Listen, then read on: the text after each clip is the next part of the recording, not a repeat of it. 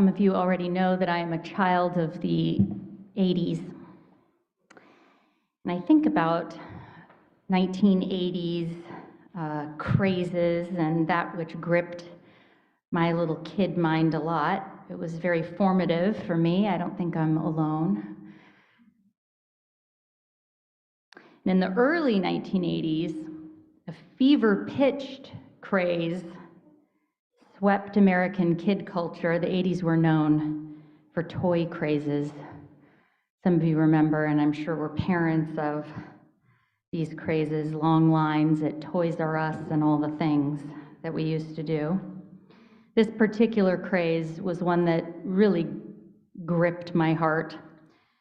The Care Bears.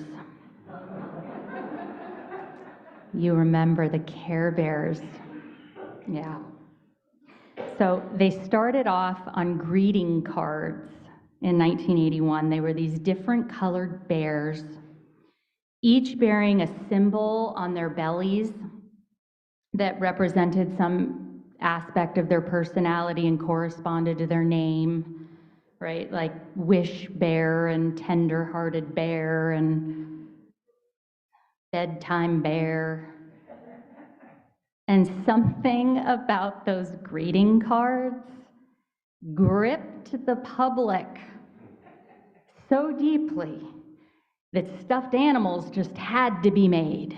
Two-dimensional wasn't going to do it anymore. We're going to need the 40 million stuffed Care Bears were sold in like 2 years. And that was nothing, because once we had those bears, stuffed bears, well, now we're going to need them brought to life. So an animated television show arrived, The Care Bears.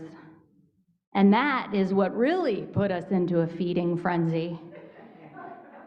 Because then Care Bears were everywhere, like stickers, lunchboxes, t-shirts, comics, books, records, music, collectibles of every kind. I wore my Care Bears t-shirt into a nub. And then movies were made, Care Bears 1, Care Bears 2. Millions and millions and millions of dollars made off of the Care Bears. What was it about those bears? And I realize, particularly as someone who spent many years in corporate PR and marketing, that fads like these, yes, often have to do with strategic product placement and advertisement and all the things, and just wanting what everyone else has, yes. But something about those bears was gripping. Here's what I remember about them that set them apart from all the other cute toy franchises of the 80s. The Care Bears had a magical power. Whenever there was a problem, which usually came in the form of an unkind or unjust or negative or just troublesome person, those bears would shout out, "You know what time it is, bears?" And then all the other bears would come running and they'd link up their little rainbow bear arms and make a long chain, and they'd shout out, "It's time for the Care Bear stare."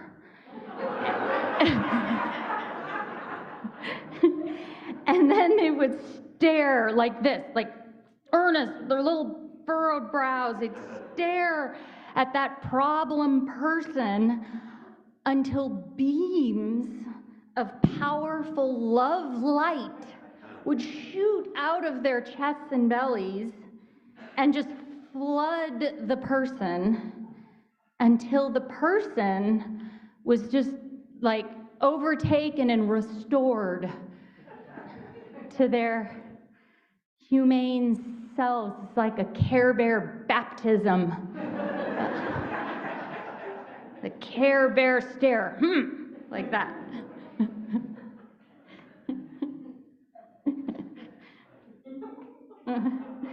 This is why I love following pop culture and crazes or things that go viral. It helps give you this balcony view of like what we're craving, right?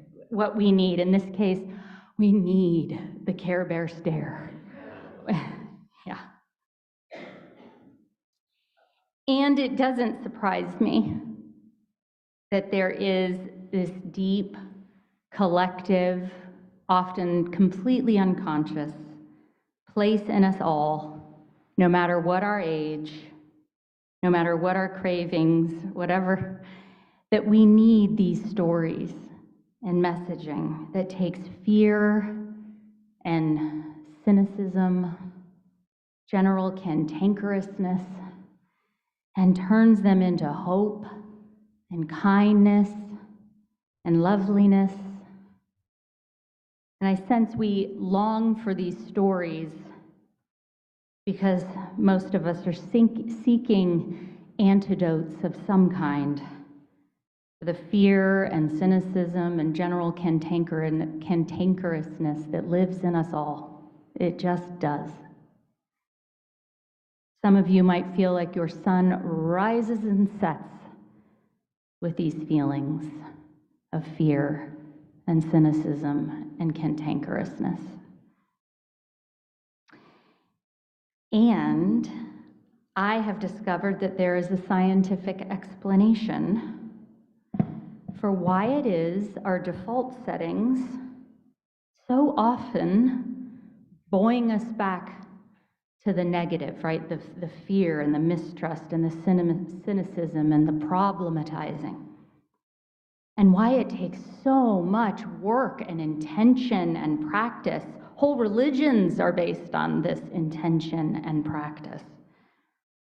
To not succumb to them so much, right? So science tells us that our brain's neurological roots span billions of years. Wow, billions of years. And over this massive swath of time, our survival and evolution has been made possible by our ability to react more strongly to and pay more attention to the negative feelings than the positive ones. Suspicion, mistrust, and fear as primitive survival mechanisms are the reason we're here today, right? The world was a really dangerous place for our cave people ancestors, so thank goodness they paid close attention to these feelings. Many scientists also refer to this primitive age as the world of carrots and sticks. Carrots being the rewards of life, the food and shelter, even beauty and joy, sweetnesses of life.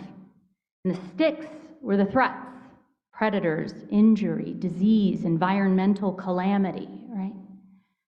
And we know that our long ago ancestors' unyielding attention to the possible sticks was once a matter of life and death. Far more important to look out for the lion in the brush, the stick, than it was to notice the beautiful flower that was growing on it, right? And so what we're left with now is a brain still motivated by the well-worn patterns of this stick thinking, right? Which keeps most of us giving more attention and more energy to what's not going well than what is. So modern day social scientists and neuroscientists call this the negativity bias. Maybe you've read about that before. What's not going well rather than what is. And I'm talking right now, friends, about our natures here. We know that our families of origin and life crises or traumas or injustices, holding identities that force us to be high alert all the time, right? These are different. These are different. I'm honing in on one piece here because we are complex organisms. We are. But here's the thing. Here's the thing. Science also teaches us that the brain has the capacity to change. What a wonderful thing. This is called neural plasticity. The brain has the capacity to change. So right alongside this fascinating science about human behavior across time is this other daily seen human truth that millions and millions of people do long for the Care Bear stare. And lives guided by trust and hope and compassion and a sense of calm. And for a while now, a long while, there's been an outpouring of wisdom and resource teaching us about rewiring the brain for a new survival instinct. A new survival instinct, which has to do with experiencing the world not as a place conspiring against us, but conspiring in our favor. Just take that in for a second. The world not as a place conspiring against us, but conspiring in our favor. And to get this, it requires a capacity and some creativity. That is our theme this month. It really does. A capacity to shift your attention away from everything that's going wrong and attend and befriend everything that's going right. So back in 2005, there was this article published in the Sun magazine by a man named Rob Bresney. I'm going to read it to some of you. For 18 years.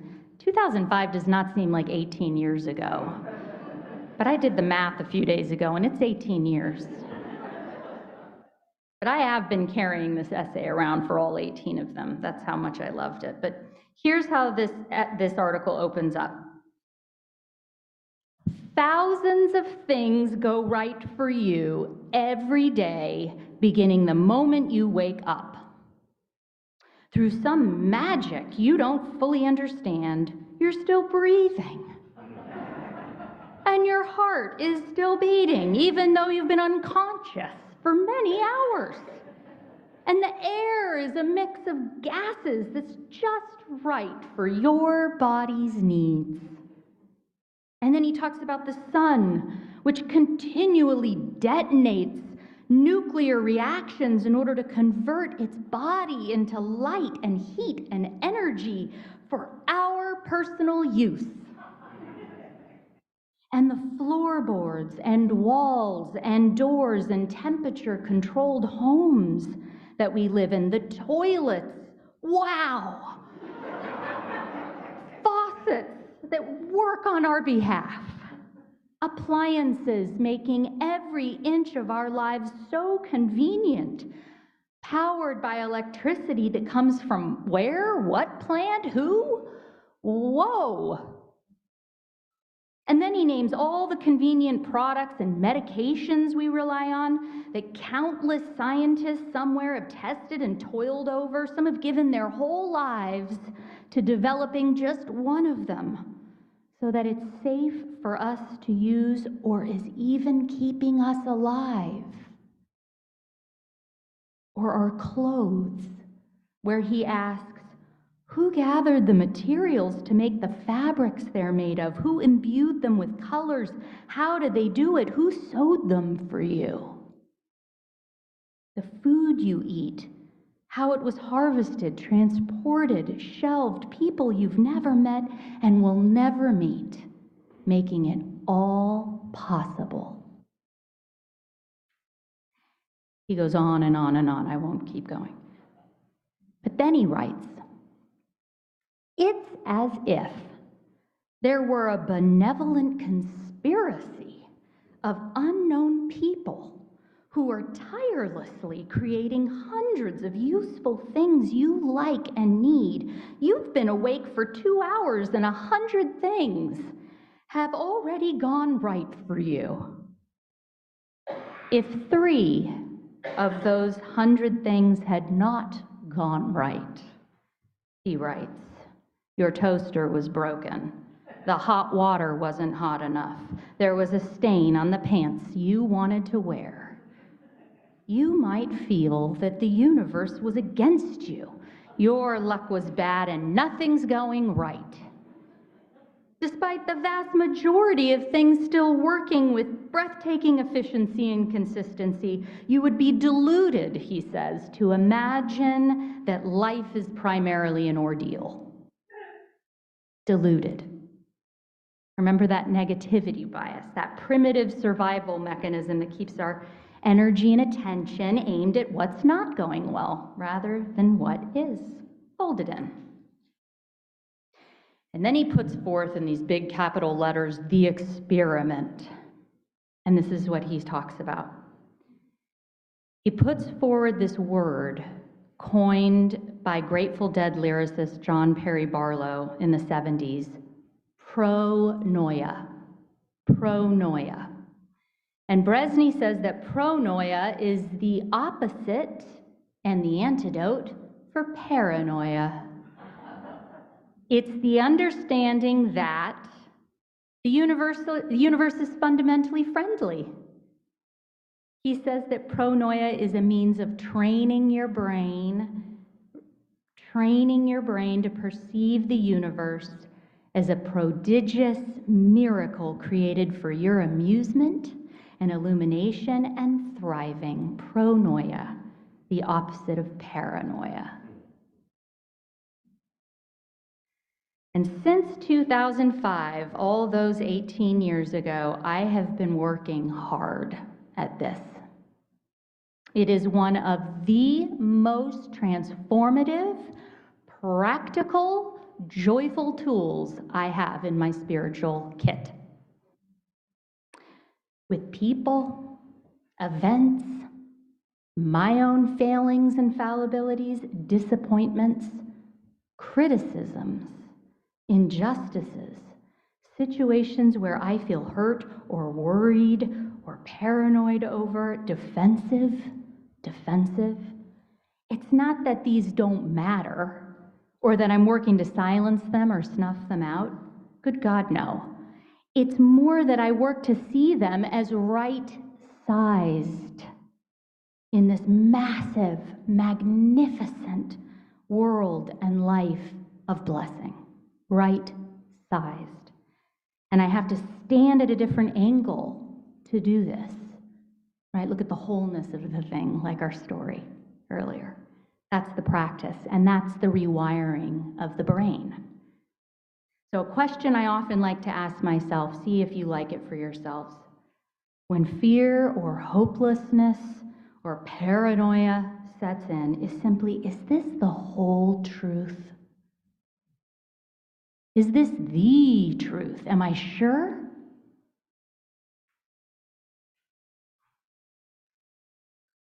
And then, could the opposite be true? Could the opposite be true? So often that question, could the opposite be true? It helps me to know if it's the truth or not. And then the third part is to just zoom out, way out.